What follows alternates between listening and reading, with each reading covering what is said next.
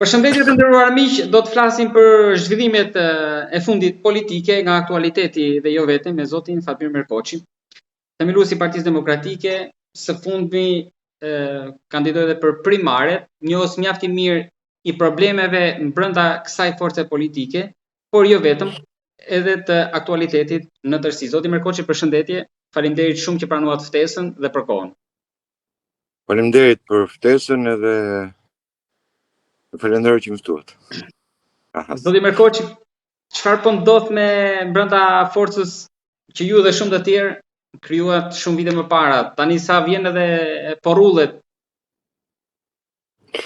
Më kujtove një shkrim të 2015-s ku kërkova dorëheqjen e Lulzim Bashës dhe i thash bolle rrudhe dhe të kurrë partinë.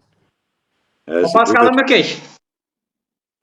Po ndigjo, rrudhja dhe të kurrja vazhdon gjithmonë, nuk është nëse ti nuk i bën një barikadë, nëse ti nuk punon për të, nëse ti nuk punon që ta ndalosh atë rrjedhën, është si puna atij lumit që hecën edhe çan pastaj çdo gjë, çan edhe diga, lumi ujti për shembull çan edhe diga, megjithëse janë të mëdha, po kur ti nuk merr asnjë lloj mase, asnjë lloj gjëje, pastaj detyrimisht fillon edhe të kurret edhe përçahet ashtu siç ndodhi te Partia Demokratike e cila u përça për arsye të cilat deri në sot nuk janë bindëse për atë që deklarohet.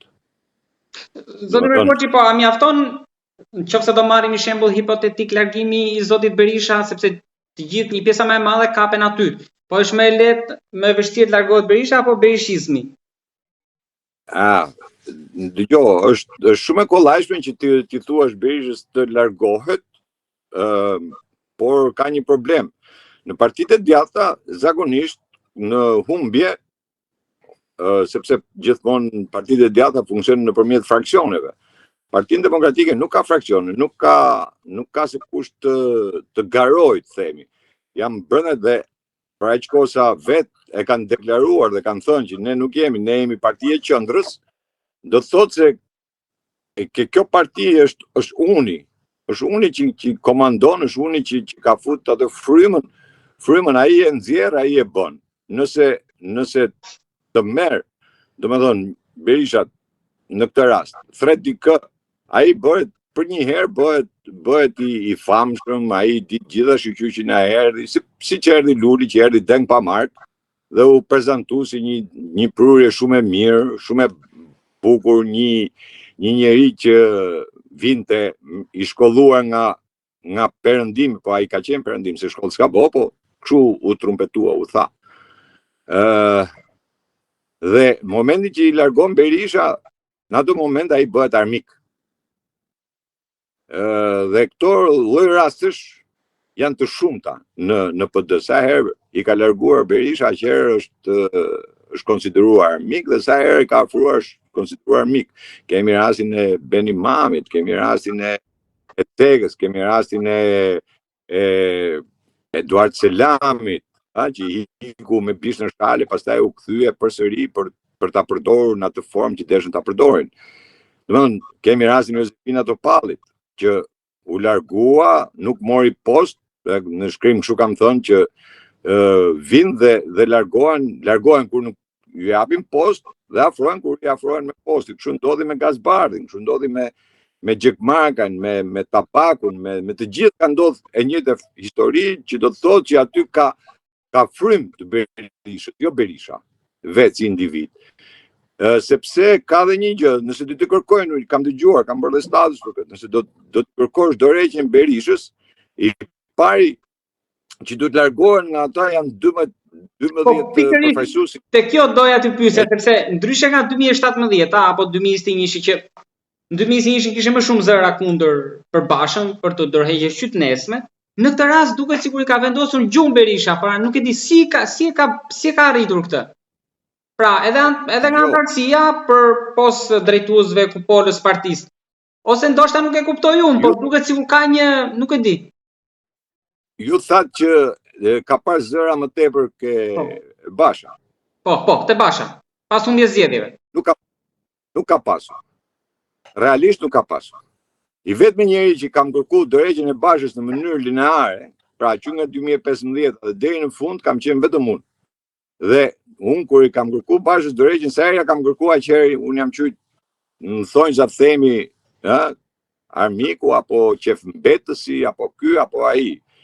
Dhe në Bashës pastaj u kërku, sepse mos harrojmë në korrik, Basha u rizgjot me vot plebiscitare në Partinë Demokratike, sepse ditën e votimit kur bën rizgjedhja Bashës si kryetari, i cili nuk ishte as kandidat, konkurrent, por atë ditë çuditërisht Berisha piu kafe me Bashën te kafeja e partisë. Dhe gjithë media dhanë Bashën me Berishën duke pi kafe. Në atë moment automatikisht të gjithë demokratët, antarësia do shkote dhe do votote Bashën. Dhe unë jo pa qëllim në atë kohë të katër kandidatëve të tjerë ju kam thënë tërhiquni nga garë, sepse është garë që nuk është garë dhe mos e legjitimoni. Dhe kundërshtimi i këtyre ka dalë pas datës 9 shtator, kur Bashë doli me një vendim të tij personal për largimin e Berishës nga grupi parlamentar. Ky ishte, pastaj fillun, pra kur këta kanë një problem të madh tek partia. Nëse ka një gjë, nëse nuk e thot Berisha, këta nuk e thon kurrë. Këtë ja kam thënë të gjitha. Pra ty s'ka njëri që mendon thjesht riprollon. Vetëm riprollon. Edhe po ti shohësh për shembull, nëse do marrim këto bandat kriminale që flasin sot, nëse do të dëgjosh me vëmendje nëpër studio, të gjithë masi përmendin emrat e bandave ose para se të përmendin emrat e bandave thonë i ka denoncuar Berisha. Nuk dalin thot vetë për shembull që ore kjo kështu, por thonë e ka denoncuar Berisha. Pra i vjen një paraprit tu edhe për tregu servilizmin e tyre, por nga ana tjetër tregojnë edhe paaftësinë e tyre dhe mosguximin për të thënë ato të vërtetë, nëse është e vërtetë. Por gjithmonë fshihen pas Berishës në çdo fjalë, në çdo fjalim, në çdo studio që dalin, në çdo gjë që dalin. Dhe këtu është fryma e Berishës që ka futur dhe patjetër ai ka vënë këtë frymë sepse ka 35 vjet në atë parti, është president, ka qenë kryeminist, ka qenë kryetari i opozitës, vazhdon të jetë kryetari i opozitës dhe nuk ka konkurrencë. Kush do t'ja kërkoj dorëheqjen Berishës? Kush do t'ja kërkoj? Të gjithë këta, të 9 këta, të 12 janë humbës. Po ndoshta me qëllim e çoj edhe Bardhin në Fier, sepse e dinte çfarë priste. Jo, dëgjoj, ta ketë çu Bardhin me atë qëllim, atëherë i bie që të ketë një marrëveshje. Jo, e dinte që do përfundonte në këtë mënyrë Bardhi për Ballukut, e s'kishte gojë çat fliste më. Po, dëgjoj, asnjë nga këta nuk ka gojë çat flasi para Berishës, unë u kam thënë para Berishës ta rrin gjithë gatitur. Po, dëgjoj, po të Merkoçi, ju duke njohur zotin Berisha, çfarë prisni që të bëjë një lëvizje në ver ose shtator? Unë i kam kërkuar në radhë parë, i thash, nëse kërkohet që të largohet Berisha, unë nuk do kërkoja largimin e Berishës, por do kërkoja 12-ën e parë herë të këtyre, të largonte Berisha këta, të shkarkonte gjithë kryesinë e Partisë Demokratike dhe të fillote vërtet nëse donte një themelim të PD-s, të asaj partie, por në funksionin e të djathtës konservatore. Atë që e nisi në foltore, mos harrojmë, kur ka nisë foltore në Berisha, unë kam qenë në foltoren e parë të tij, unë kam qenë dhe kam dëgjuar me vëmendje. Ai ka thënë do ngrejmë partinë e të djathtës konservatore. Dhe mas këtij takimi, unë kam dalë në media dhe kam thënë, e kam deklaruar, nëse Berisha do bëj këtë që thot, Berisha do ngelet. Nëse nuk do ta bëj, do përfundoj keq. Dhe realisht, në atë kohë ai mori dhe dikë nga Amerika, e prezantoi si konservatore, e më the, thash. Evi Kokalari në fjalë. Dhe sot, çfarë ndodhi? Ndodhi që Partia Demokratike është partia e qendrës. Është deklaruar tashmë që është partia e qendrës. Pra ka humb të gjithë, unë jo pa qëllim, pa ta thënë që ju keni humb ideologjinë e partisë. Po të humbësh ideologjinë e partisë, domethënë është shumë e rëndë për një parti politike, shumë e rëndë. Dhe këta nuk po kuptojnë akoma nuk po e kuptojnë që qendra është më e prirur të shkojë majta se sa djathtas. Dhe po ti vesh re edhe në rezolutën që bën internacionale e qendrës djathtë, e qendrës politike në takimet që u bën, që bëri Berisha. Po internacionalet nuk të sjellin nuk të sjellin në pushtet, sepse e djathtë sot në Europë kërkohet e djathta. Duan apo s'duan këta. Pra fryma që solli Trump, nuk e shoh Trumpin, nuk e kam parë kurrë si figurë individuale. E kam parë gjithmonë si frymë. Pra solli një frymë tjetër, frymën konservatore. Por ajo që mungon në Shqipëri, Poloni fitun prapë të djathta konservatore, në Bullgari e djathta konservatore, Rumani po ashtu, në Francë ka një hop të madh, në Gjermani që është forca e dytë. Themi që është boshti i politikës europiane, është prapë janë konservatorë që ligjërojnë sot, ose Le Pen në Francë. Mirë, po çfarë ndodh? Këtu nuk kanë, domethënë deputetët këtu kanë ne zgjedhen thjesht për i vënë punë, zgjedhen me marrë rrogë, me marrë një ofiç gjë. Nuk janë politikanë të cilët të bëjnë, sepse duhet të hedhësh alternativën, duhet të japësh rrugën e zgjedhjes. Nuk është vetëm konstatimi. Humbi zgjedhjet. Po pse humb? Tash po dolëm, vazhdojmë me teorinë. Na vodhi votën, kjo nuk është më, nuk quhet politikë. Votën mund ta vjedhë një herë, unë pa ta bërë një shkrim dhe thash, kur Trumpit i vodhën votën, apo jam manipuluar, ne i doli, tham, më manipuluan, bën, vodhën, tjera, por në fund fare, kur u rikthye, ai doli me një fitore plebiscitare, ai nuk kishte më. Por ajo të thoshe që më vodhën votën, nëse do humbte, ai nuk mund dilte të thoshe më vodhën votën. Dhe një herë është ajo. Herës tjetër duhet marrësh masa. Po çfarë ndodh tani?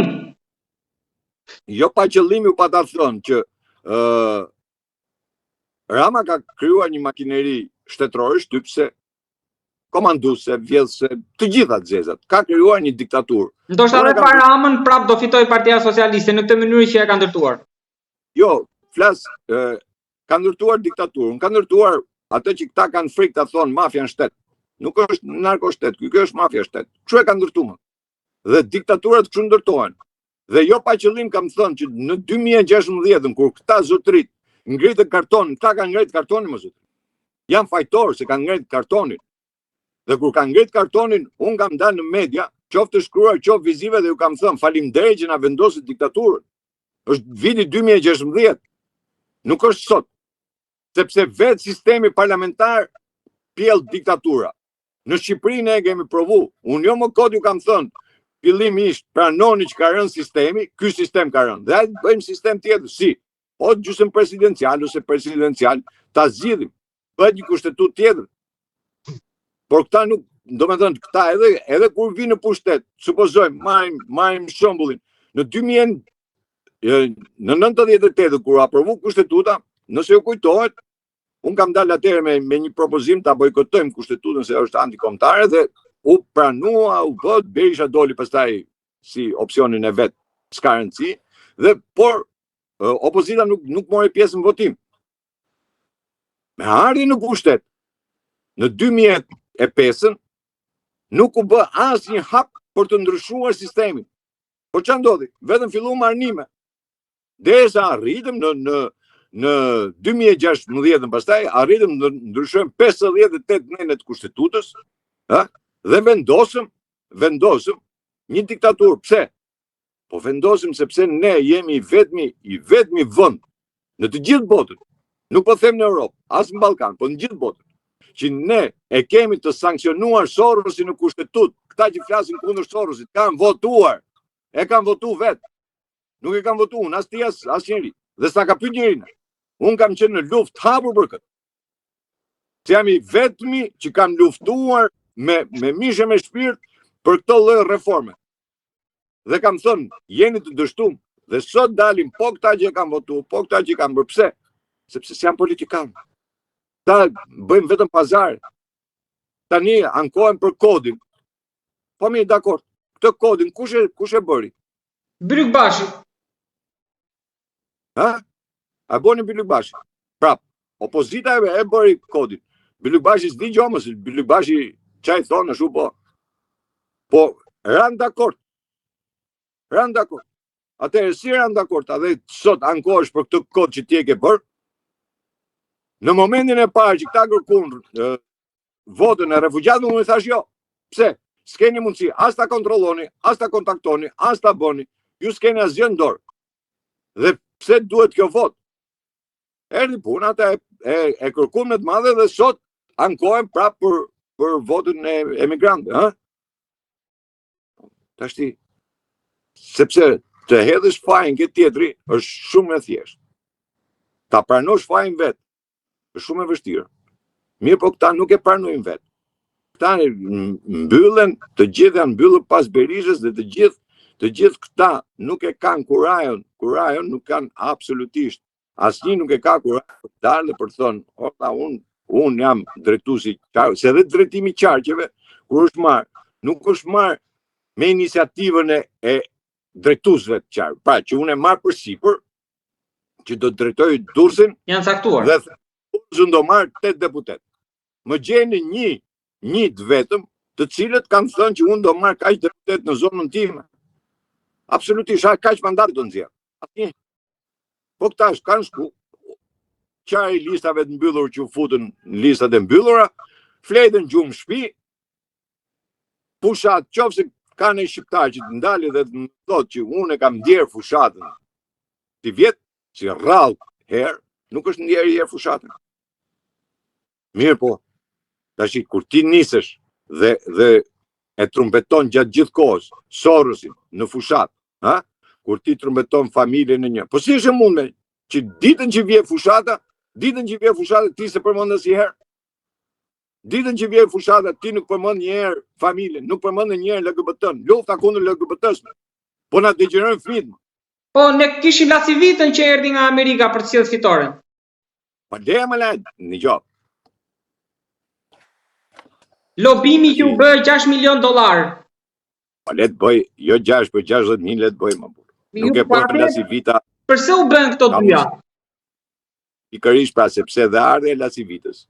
Nuk doli njëri me kundërshtu. Unë të paktën para se të vite Lasivita. E kam deklaruar dhe në vend tjetër, nuk është se për të deklaruar për të parë. Unë kam dërguar një program fitues. Dhe thash ky është programi që fiton Partia Demokratike. I zotit Berisha. Nuk e pranoj. Nuk e pranoj. Ideja ti ka pikpamjet e veta, unë kam të mia dhe ai ka të vetat, nuk ka problem fare, unë nuk jam pjesë e strukturës atyre që duhet të jem aty. Unë çfarë bëj private. Kuptohemi drejt. I bëjmë mbi bazën e emrit tim, mbi kontributet që kam unë, edhe kam detyrë, ashtu siç bëra dhe para zgjedhjeve lokale. Se në zgjedhjet lokale jam i vetmi person që e kam bashku partinë, dhe në fund fare nuk deshën. E prishëm. Kjo është realitet. Kjo është realitet. Unë arrita ta bëj. Nuk e deshën, pastaj mësuan ashtu siç mësuan. Por ardhe Lasivitës, ai mund të jetë brillant në Amerikë. Nuk kundërshtoj Lasivitën. Ai mund të jetë brillant në Amerikë, por është për mentalitetin e popullit amerikan. Nuk është për mentalitetin e popullit shqiptar. Ai nuk e njeh realitetin shqiptar. Realiteti shqiptar është totalisht ndryshe. Që të vesh në fushat me një person i cili nuk njeh asgjë këtu në Shqipëri, ajo është thjesht pastaj hajde ti të marrë në një që tregojmë ne që na do Amerika. Po tash na do Amerika po desh me të dashtë apo siç e bëri në Poloni, që Trumpi i doli në krah, presidenti polak që fitoi. Flasim realitet. Atëherë, kush ishte prononcimi i Amerikës për këtë? Po Lasivita në vend të tasaj bëri edhe dëmin tjetër, sepse kur ka dalë në emision, tha unë e kam private, tha nuk përfaqësoj shtetin amerikan. Mi po njerëzit dëgjojnë. Flasim ajo që është reale. Këtu tash po themi gjërat që janë konkrete. Jo ato çfarë do analizojmë, por ato që janë konkrete. Dhe në konkrete është kjo. që ti merr një njeri, e sjell këtu, unë ju thash, mos e prezantoni se do vi puna do vi bumerang, dhe realisht era bumerang. Çfarë përgjegjësi e mban Lasi Vita që nuk fitoi Partia Demokratike zgjedhjet? Lasi Vita është dukur, por tani PD-ja dhe Berisha po mbajnë masi fije bari tek një urim që ambasada e Shtetet e Bashkuara bën për zgjedhjet për popullin, jo për Ramën. Pra, a ka shpresë PD-ja më nga Amerika? Ç'a duhet pres andaj? Atëre, Amerika bëri si rrallë në 35 vjet nuk ka bërë ndonjëherë një urim të tillë. Hera parë që Amerika uron popullin shqiptar për pjesëmarrjen në zgjedhje, një e para, dhe për votimin që bën. Por kjo ishte një deklaratë e cila për mua, si shoh unë, është një deklaratë për të dy krahët. Nuk është vetëm për Ramën. Unë kështu e shoh, që nuk është një deklaratë që godet vetëm Ramën. Po të ishte deklaratë që ishte në krah të opozitës, minimalisht do thoshte urime popullit shqiptar dhe zgjedhjet të cilët u manipuluan apo u vënë, por populli votoi që e gjen ata në mënyrë diplomatike ta thonë domethënë. Por realisht nuk ka absolutisht asnjë lloj deklarate. Dhe unë e kam thënë, nëse Amerika nuk e certifikon zgjedhjet, këtu ka një problem të madh. Sepse të gjithë deputetët, se këta kapen gjithë tek emri Berishës. Dhe nuk shohin që të gjithë deputetët janë inexistent. Nuk kanë asgjë. Supozojmë marrë edhe pjesën e partive të cilit ishin koalicion. Pa ndonjë parti tjetër ju që të dalë dhe të tankohet për zgjedhjet e për absolutisht asgjë. Ju do thoni që ne nuk dim akoma emrat e 25 partive. Dakord, edhe kjo është. Por realisht asnjë nuk del. Asnjë nuk ka dalë, nuk shoh partitë të tjera të dalin edhe të tregojnë, edhe të denoncojnë zgjedhjet. Mirë, po denoncimi i zgjedhjeve është ajo lagë sot e rrua e mot. Që do të thotë që edhe Europa thotë do vim ne nga vera tjetër, nga vera tjetër e 2026 do vim ne për kontrollin e zgjedhjeve etc. Ç'a vlerë ka? A do certifikohen të zgjedhje? Kjo varet pastaj nga ato që se ju mendoni që akoma nuk janë certifikuar nga Shtetet e Bashkuara? Jo, në mënyrë absolute jo, dhe Shtetet e Bashkuara të Amerikës kësaj radhe unë dyshoj shumë që po shohin të gjithë lëvizjet që po bëjnë këta, dhe dyshoj shumë që do të certifikojnë zgjedhjet e 2025, se dyshoj shumë në këtë, nga gjithë qëndrimet dhe politikat që po bëjnë, sepse mos harrojmë, nuk është vetëm një mesazh që ka sjellë Amerika, por ka sjellë 3 mesazhe ambasada amerikane.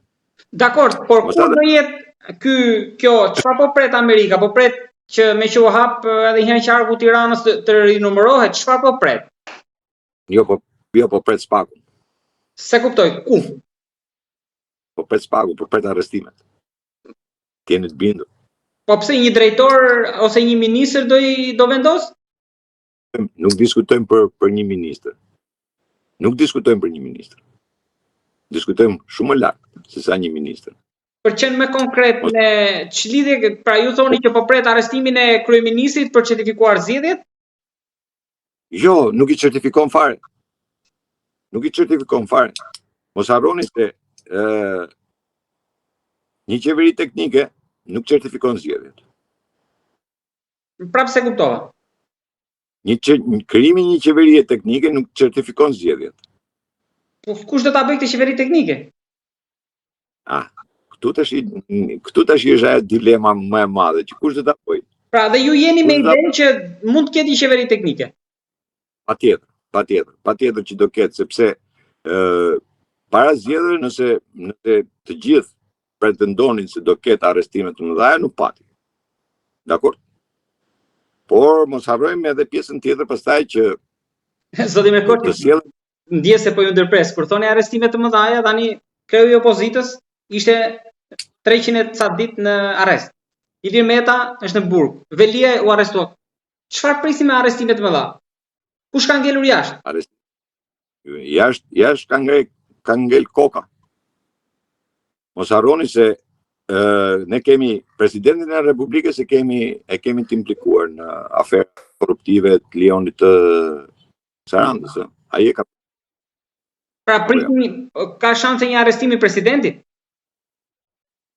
Mund shkarkohet, nuk di se çfarë mund bëhet. Nuk jam, domethënë, por nuk jam në SPAK. Por po flas. Mos harroni se deklarata që ka bërë Dumani për vllajën e kryeministrit, ka qenë një deklaratë e cila tha ky nuk identifikuar si vllai i kryeministrit, por çështja vazhdon në hetim, ka deklaruar Dumani na. Të gjithë anashkalun edhe thanë jo, e mbrojti. Realisht nuk kam. Çështja me Gonigal nuk është e mbyllur. Rama është i dënuar në Amerikë. Rama nuk ikën më dot në Amerikë.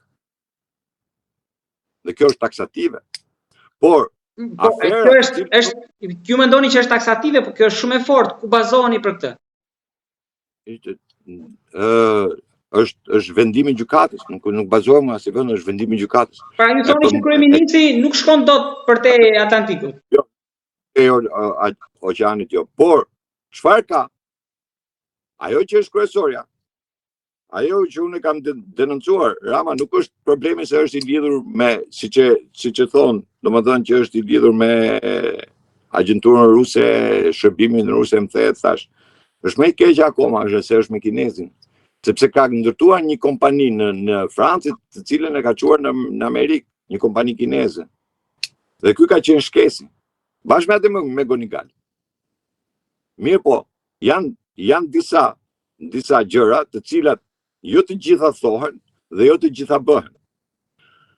Se kur vjen momenti i Ballkanit, sepse ne e shohim Shqipërinë, e shohim të veçantë, apo sikur Shqipëria do bëhet nami në Shqipëri, ne jemi ajo pika botës.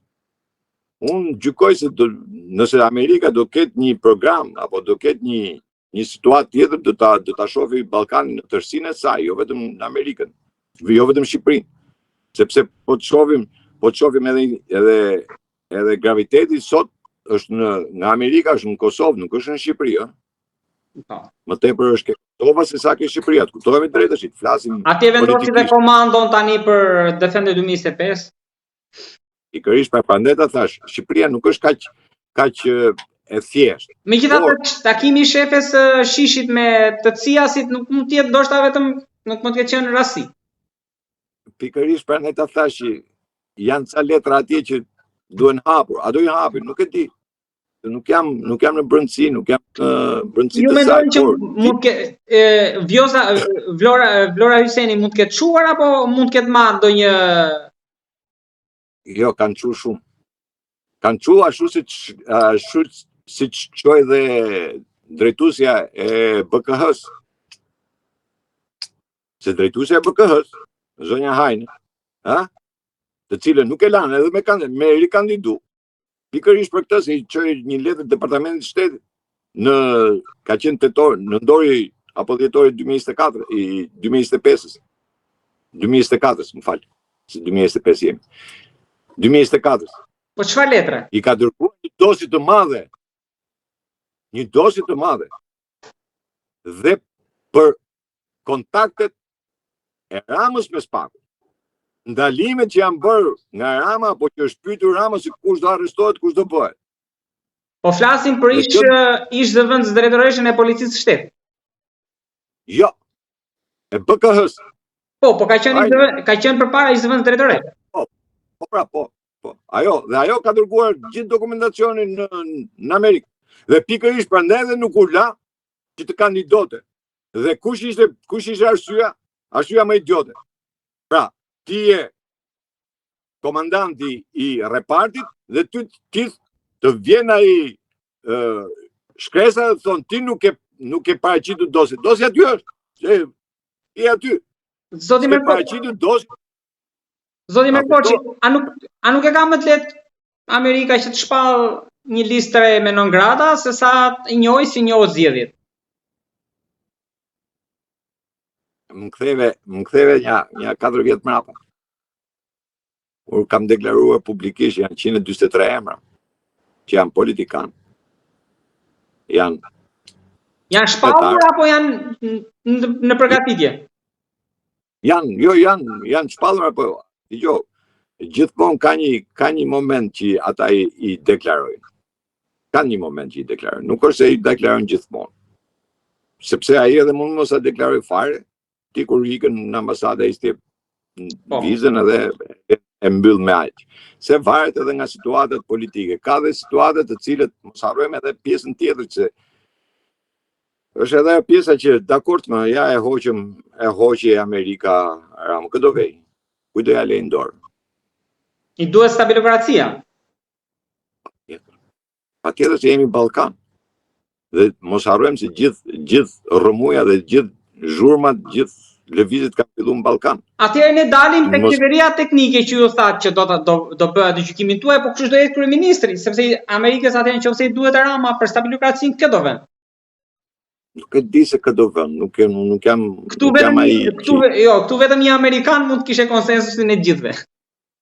Jo, unë biles dash me ditë, unë nuk jam për të huaj. Ta them sinqerisht. Nuk jam për të huaj sepse ajo që është kryesore, edhe kur thonë këta do vinë nga siç i ka vënë Rama, ministra nga jashtë, i morën nga Kosova, nga kjo, nga ajo, mos nëse ju kujtohet, në 2024 Rama ka pas një deputete që vite nga Amerika, apo jo? Një pedagoge. Po. Kandidoi në Kruj. Fitoi ajo. Po. Dhe Rama, Partia Socialiste një 3 muaj nuk u fut në parlament. Ha? Olla dorëheqjen ajo i. Dhe ajo duke parë, tha, unë kam marrë tu, tha, për politikë, nuk kam marrë me netë në kafe. Që ka kjo, tha, që ju së fuskën, edhe ajo dha dorëheqjen. Pikërisht për këtë arsye dha. Sepse ajo që të thash pra që nuk konvergon mentaliteti jonë i këtushëm me mentalitetin e atyre, nëse ti e rrit andej e bër andej, nuk e njeh të lloj mentaliteti. Se po tjetë për patriotizëm dhe nacionalizëm, përse nuk ka nevojë që ti të vish kur unë ty të bëj kryeministër, ministër, deputete, më the thashë, hajde, bujë, pse s'vin në Shqipëri këta? Po i ikin nga Shqipëria. Dhe kur që ka puna për post, pastaj vin. Bardhi u bashku me Berishën, se Bardhi ishte thoshte që unë nuk me Berishën kryetar. Edhe Gjek Markaj. Edhe Gjek Markaj gjithë këta.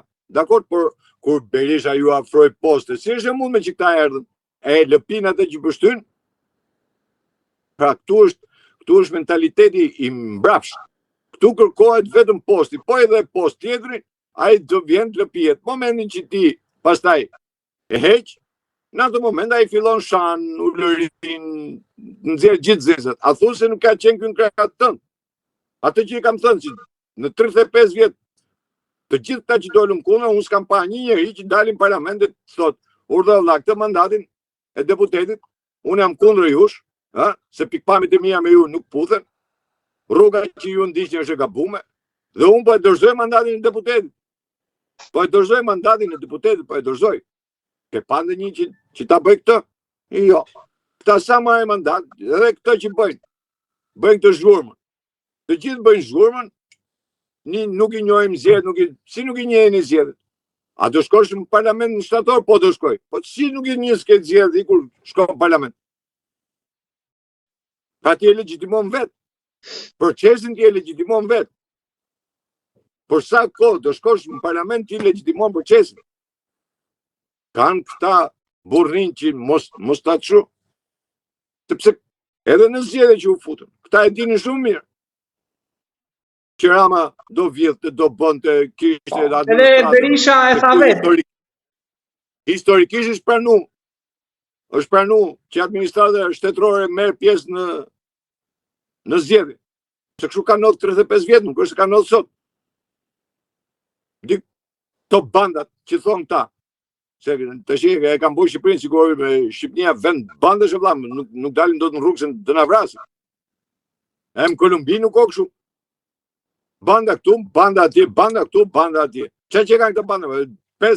5 rrugaqë rrugësh atje, vetë njëri me tjetrin, e ti që banda, që nga dolën këto banda, vëlla?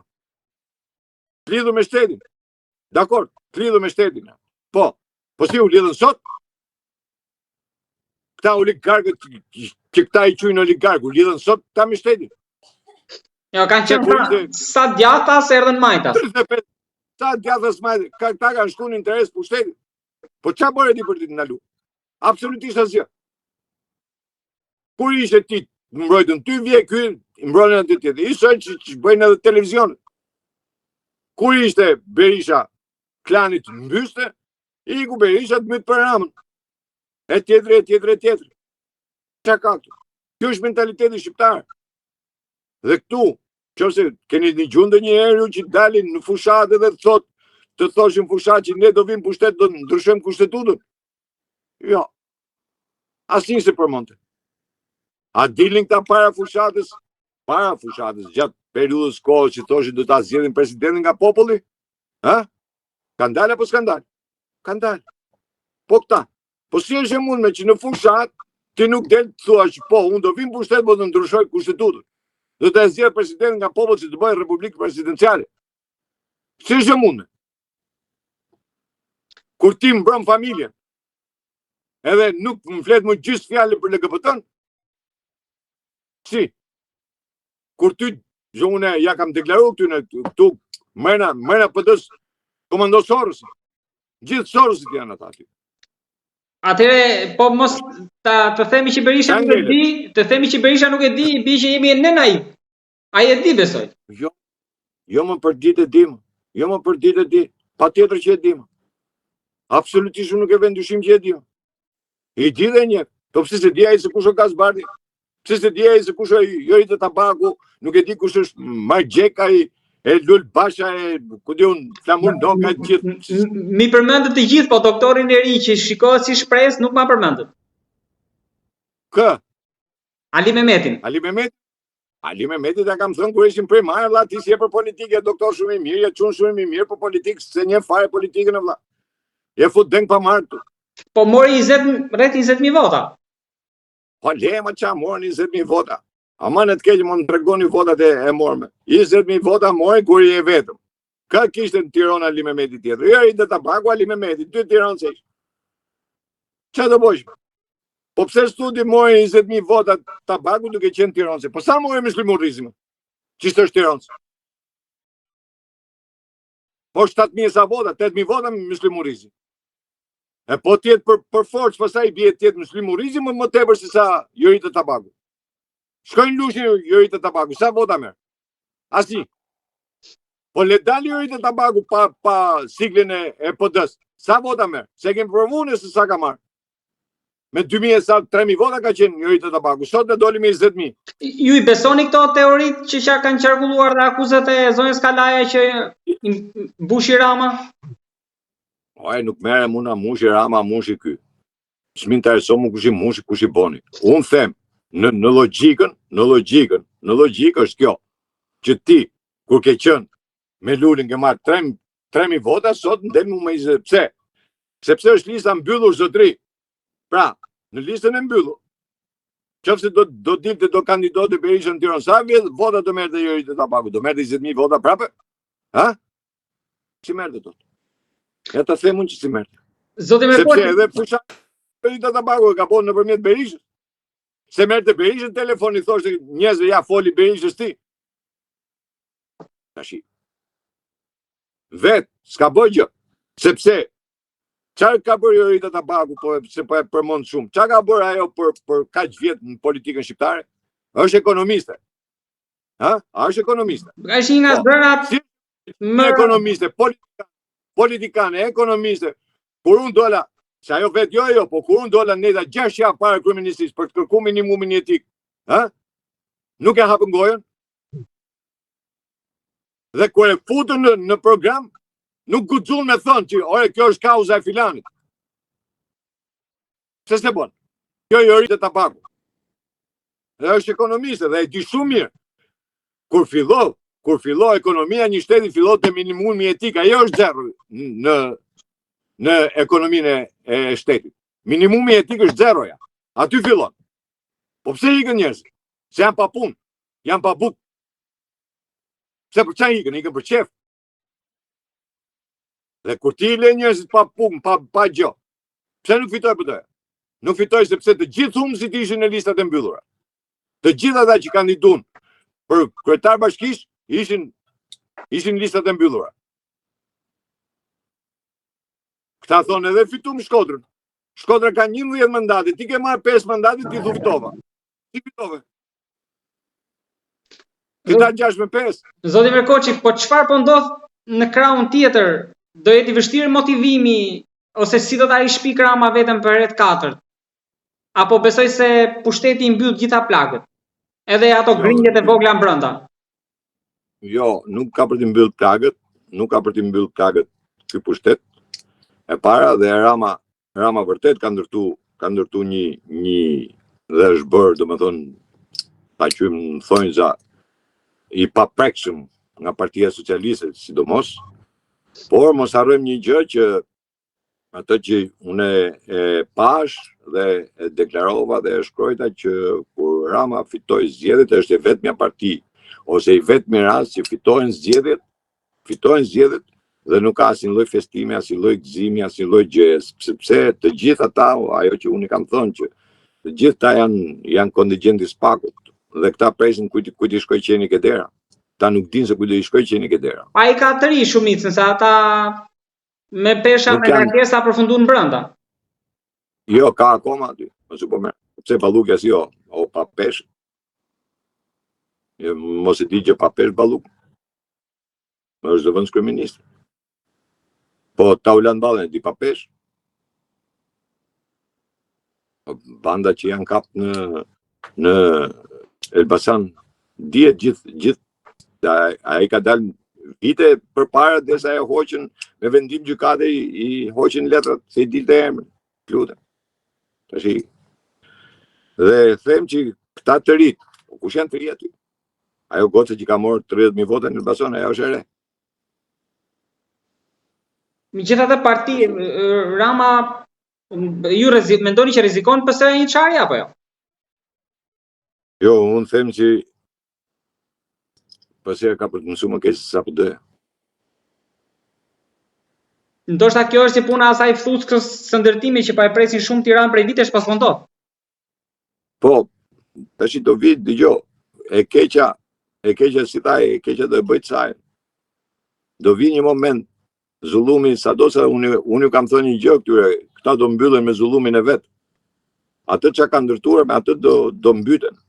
Se nuk është e pamundur. Është e pamundur, Zoti s'ta fal.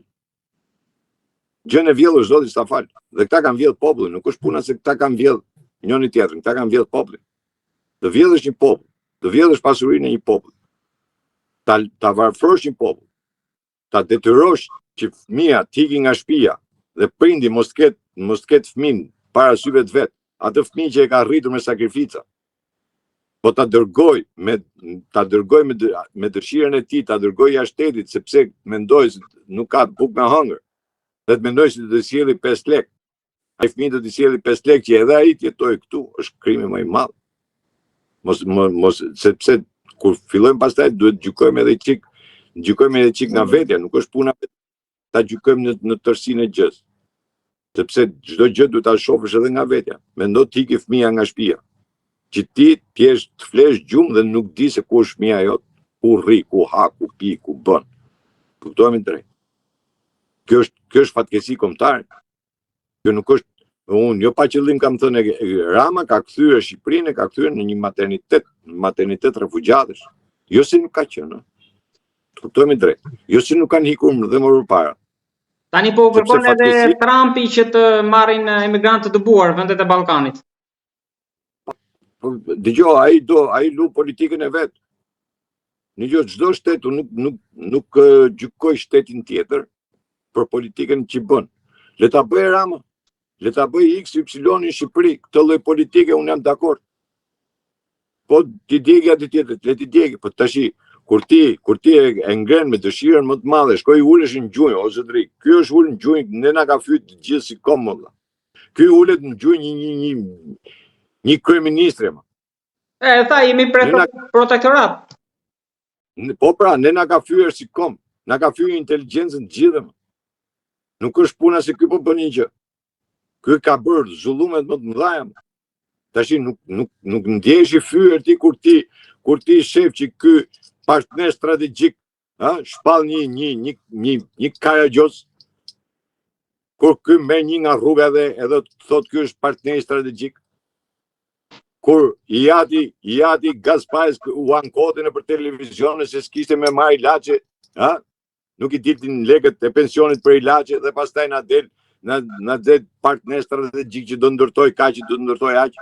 Po e marr si shembull me që është person publik, të kuptojmë drejt, që njerëzit e njohin. Dhe e kanë parë në për televizione që dilte dhe u ankote për ilaçe. Pastaj na deli bir strategjik. Pra këtu Rama ka bërë zullumet nga më të mëdha. Ramën është shumë kollaj për ta shah. Është shumë e thjeshtë. Për ta shar, për ta bërë si të dush. Si ta gjen qefin. Unë e kam vënë minut korridorësh, unë s'kam nevojë. Unë ja kam thënë të gjitha. I kam thënë që ndërtu mafia në shtet. Zë ti e një minut korridorësh i brasa nek nej. Do me fitu këtu, do me fitu atje. Zotri, Rama i ka bërë të gjitha. Problemi është çfarë bën opozita për ta heqë këtë. Tu është gjithë filozofia. Po për çfarë? E shajmë gjithë ditën. A zgjidhim gjë? Ka rrugë zgjidhje me çfarë? S'ka. Ndoshta një rrugë zgjidhje që mund të opozita ta kishte kthyer në aleat, por e vendosin shenjësër kryesore për ta mbyllur, këtë e kam pyetjen e fundit, mund të kishte qenë dhe Spaku, të cili nuk e di ju si e keni parë këto muajt e fundit pas lëvizjes të Trumpit nga janari e këtej, sikur edhe me një tërheqje të butë ambasadës, sikur politika mori zemër edhe majtas më shumë, por edhe djathtas. Por ju si keni parë punën e Spakut deri tani, së pari dhe së dyti dhe 5 muaj kanë mbetur dumanit. E para që duhet të kuptosh një gjë. Unë kam qenë kundërshtar numër 1 e reformës në çdo seminar, në çdo takim që bësh, unë cilësohesha kundërshtar i reformës. Kur ka filluar. Megjithëse kam qenë që në 2013 njeriu që kam kërkuar reformën në drejtësi. Por mënyrën se si e bën, ishte kjo që prodhoi këtë lloj reforme. Spaku realisht ka bërë, po jo aty ku duhet, aty ku populli e ndjen. U desh kohë që të arrestote Erion Belin, kur gjërat ishin në tavolinë. Kështu ka dhe shumë të tjerë. Ajo që mua më bëri përshtypje ishte se në momentin kur u tërhoq, domethënë Amerika dhe FBI-a iku nga Shqipëria, çuditërisht e gjithë politika, tash nuk po ndaj djathtas dhe majtas. Po them e gjithë politika u knaq. Menduan se tash s'kemi çfarë na bën. Edhe Rama doli dhe tha ikin amerikanët. Të gjithë pra, thash, nuk po i ndaj tash i majtas djathtas, po them të gjithë, pa përjashtim të asnjërit. Mirë po, ardhja duhesh lexuar pastaj ardhja pse u rikthyen pikërisht në Shqipëri. Dhe jo në vendet e tjera, po pikërisht në Shqipëri. Atëherë këtu del që këtu duhet lëvizë diçka, apo lëviz diçka. Unë di them vetëm kaq që dosit janë të bëra gati. Nuk po i bën Dumani dosit. Dumani ka thjesht për t'i firmos. Sepse dosit janë përgatitura në Angli dhe në Amerikë. Nëse këta kanë qefur parat në për banka, është Anglia që i ka të gjithë se ku i kanë nga i kanë, edhe në Zimbabwe ku i kanë çu. Ta them, kjo është informacion, po informacion konfidencial. Jo zyrtar, s'kam t'i marrë zyrtare, po edhe në Zimbabwe. Kush? Ku i kanë quar, në ç'bank i kanë quar, janë të fotografuar dhe të filmuar. Dhe kush i ka quar? Në emër të kujt janë quar? Ju e dini këtë? I kanë ata, thash. Kjo është informacioni dal nga ata. Dhe këta mendojnë se këta do ja u din edhe ke Bodrumi, ja u din që ku i kanë qef lekë, kush dhome Bodrumit i kanë qef lekë. do plasi një ditë. A do plasi sot, a do plasi nesër, nuk e di. Por zullumi që u bë dhe heshtja e Spakut gjatë gjithë kohës fushatës nuk ishte se heshti Spaku. Ishte, për mua ka qenë një program. Sepse Spaku ishte në terren, ishte me njerëzit e vetë në terren, ishin të gjithë prokurorët në terren, edhe të rretheve, dhe asnjëri nuk foli. Pa në herë të flasi njëri gjatë fushatës nga Spaku, apo nga këta, jo. Pse? Që është e mundë? Ata në terren ishë. Kishin bërë dhe marrëveshje. Që nuk foli asnjëri? Ku flen lepuri këtu? Ku flen? Se gjëra nuk si ne përdorim shumë, domethënë ti e kupton mirë se je gazetar, ne e përdorim shumë atë leximin në rreshta. Jo atë çfarë lexon. Ajo çfarë thotë në rreshta. Pra, dhe ky veprim i Spakut, ky është si është e mundme që të bie të sjell Finlandë ty të sjell për grupe kriminale. E kuptoni çfarë do të thotë që ta sjelli Finlandën se e marrin kështu këta. Janë të gjithë vendet nordike, të cilat kanë bërë hetim. Nuk është vetëm Finlandë. Janë gjithë vendet nordike. Me Norvegji, me Suedi, me gjithë. Dhe sollën Finlandën si përfaqësues tyre. Pse? Që droga mos të vi këtu. Po pse? E pakët ishte deklarata kur thanë që lekët e drogës pastrojnë ke kullat? Po sa vjetë kemi ne që flasim? Edhe ju si gazetar, po edhe unë kam folur. Ha? Që kemi thënë, urdhëro ja ku i ke lekët e drogës. Këtë i thashë ambasadës. Urdhëro, qa do ti? Lekë drogë, ja ku i ke. Mërna 100 metri, ti ke 8 kulla. Lekët e drogë, aty i ke thashë. Pse bërkom? Kështu që, ta nuk është se nuk i din. Si dilka sot, ai e deklaroka se në Shqipëri u pastrokan parat. Mirë ne se s'na besojnë. Po, prokurorit Italisë. A doli me zë dhe me figurë dhe tha lekët pastrojnë atje? Pse u desh kaq kohë për Ndragetën? Ndrageta, Erion Velia është lidhur me Ndragetën, pse? Eko Tirana, zotri. E kam deklaruar me vite përpara. Krijoi Eko Tiranën për pastrimin e qytetit edhe të fshatit, të bashkojë gjithë bashkë. Dhe gjeti atë firmën Verona, ku është Ndrageta, e cila është në gjyq me shtetin italian. Ti e merr dhe e sjell në Shqipëri. Pra, këtu nuk është se nuk janë gjërat e dukshme. Këtu ka një problem. Vazhdojmë akoma me atë teorinë e viteve 90 apo para 90 ka arë një nga e shtetit. E kupton? Dhe ne presim gjithë shqiptarët jam mësuar atë idenë që çdo gjë e di partia dhe tashti po ti vesh re gjatë gjithë tyre kohëve nuk thonë më duhet bërë kjo apo duhet bërë kjo, po thonë pse se bëjnë Amerikanë, pse se bëjnë Gjermanë, pse se bëjnë këta. Pra e kërkojmë shpëtimin, e kërkojmë vetëm nga... Prandaj ta thash më lart që kryeministri do ishte konsensual, po t'ishte amerikan i qeverisë teknike. Po pra, jo, nuk është ai. Jo. Pra atë ta harroj ai gjënën, por unë them vetëm kaq që do shifet Ballkani dhe jo vetëm Shqipëria. Këtë unë thash, pra ne ta thash graviteti ka vajt në Kosovë, nuk është se është më në Shqipëri, dhe ndoshta kjo na bën dëm, edhe mos zgjedhja e qeverisë parlamentit, konstituimi i parlamentit në Kosovë, se u bë 26 seanca që dështon, është një e keqe për ne, sepse vëmendja është atje dhe po shohim vëmendjen atje dhe na kanë lënë pak si në hije ne realisht duhet ishim ne të parët. Por dum apo s'dum tash na pëlqen apo s'na pëlqen, realiteti ky është, realiteti flas gjithmonë realitet politike, ky është. Dhe ajo që është kryesorja është që këta nuk po kuptojnë një gjë. Jos Asmani takon Trumpin. Jo një herë, po disa herë. Ha? Po si është e mundme që kryeministri i Shqipërisë nuk i ka takuar asnjëherë? E si është e mundme që kryeministri i Shqipërisë u bë blokadë për mos të takuar? Dhe kush ja bëri blokadën? Ha? Kush ja bëri blokadën? Nuk e bëri Trumpi, se Trumpi s'di jo. Ajo që është shefja e zyrës Trumpit, Suzana. Atë që i thirri Trumpin kur u zgjodh president që tha hajde këtu ti tha se kjo është njeriu që punon edhe nuk flet fare. Ajo e kam bërë.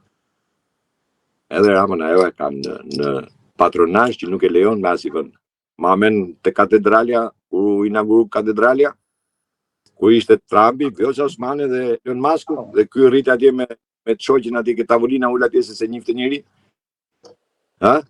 Se kur e deklarova që qysh kur është bërë në Amerikë që u bë takimi NATO-s, kur ishte hera parë që NATO bënte një deklaratë për lëndë narkotike dhe lidhje me spionazhin rus në Shqipëri, dhe në atë takim Rama nuk i ka taku absolutisht asnjë. Por ne mund marrim një version tjetër që Rama pranon emigrantët, me Trumpin shumë mirë, Meloni është ndërmjetësja, ja u zgjidh. Po ne. Melonit i iku dhe kambi refugjatëve, se i doli kundra. Gjykata kushtetuese e Amerikës e hodhi poshtë, gjykata e lartë, me kasacionin e ka. Ja o hodhi poshtë. Ja rrëzoi. Ajo nuk e ka më mirë dhe po ta ishte kaq mirë takimi që u bë këtu. E pe takimin që u bë këtu, kush e njohroi këtu Ramën? Ha? Gjermani? Apo jo? Erdogani, që i thash nuk e dal me këto atlete? Ha? Edhe thënia e Melonit, që i tha ishte habi për ne, ishte surprizë e madhe që ti fitove, si fitove. Apo si a tha? Ke Meloni a tha më duket. Edhe pse u ul gjunjë. Kështu që flasim nuk është kaq Rama si ka rënë të gjitha kreditet në diplomaci, në arenën ndërkombëtare, realisht sot i ka rënë të gjitha. Rama nuk takon më dot njëri. Rama takohet sepse ose në një takim ky mundohet shkojë në emrin e kryeministrit, por si person në mënyrë individual, pra që të ketë një kryeministri një vendi, të ketë atë lloj reputacioni nuk e kam. Kishte në fillim, nuk them se jo, por me të gjithë këto ndodhi që i kanë ndarë dhe zgjedhjet e fundit pra ne thash që lidhesh me Spakun, heqtja e Spakut nuk ka bërë shumë përshtypje që Spaku nuk bëri asnjë lloj deklarate. Nuk pati asnjë lloj reagimi, asnjë lloj gjëje. Gjatë gjithë kohës fushatës. Çfarë do veprojmë më mbrapa, nuk e di. Unë shpresoj se do veproj, sepse materialet janë, nuk është se janë. Këtu nuk deklarohet sepse ne jemi rritur të tashmë me atë idenë që zgjedhjet manipulohen, vjedhen bëhen. Jemi rrit, kemi 35 vjet, sepse kemi edhe ndodhin e 96, se të kuptojmë drejt. E 96 katastrofë ndodhi. Po u mendua që u mbyll ajo historie, nuk do përsëritet më, po jo kështu. Jo me 83 mandate. Sepse është kodi më im. Unë nuk e di se kam bërë të kota. Domethënë, ky ka marrë 52%. Edhe 83 mandate. Dhe merr 83 mandate. E kupton se ç'a kodi është kjo apo jo? Po vetë bën. Nuk e bëm ne. Vetë rënë dakord. Pse? Rënë dakord për atë pjesën që ne jemi të sigurt ke këta 40-50 deputet, pastaj çfarë bëjnë, marrin po morë. Po të kemi të sigurt këtë e. Dhe mendon se janë sigurt. Por qoftë Elbasani, qoftë Fieri nxorën në jashtë loje, se as deputetët që ishin në lista gjëra të sigurta nuk dolën. Tasim realisht. Zoti Merkoti, unë shoh pak domethënë jam pesimist për një arsye të thjeshtë sepse jam i mirë informuar në këtë situatë, kështu që edhe më bëhem pak pesimist, po gjykoj se Shqipëria do bëhet. Prapë do bëhet më mirë. Kjo është më së sigurt dhe shqiptarët do ta dinë që Shqipëria do bëhet dhe do bëhet më mirë. Kjo është më së sigurt. Ne kemi përcjell shumë. Kur i them unë reaksionar jam. Mos ke çam bëni, them kam 83 vjet që rri.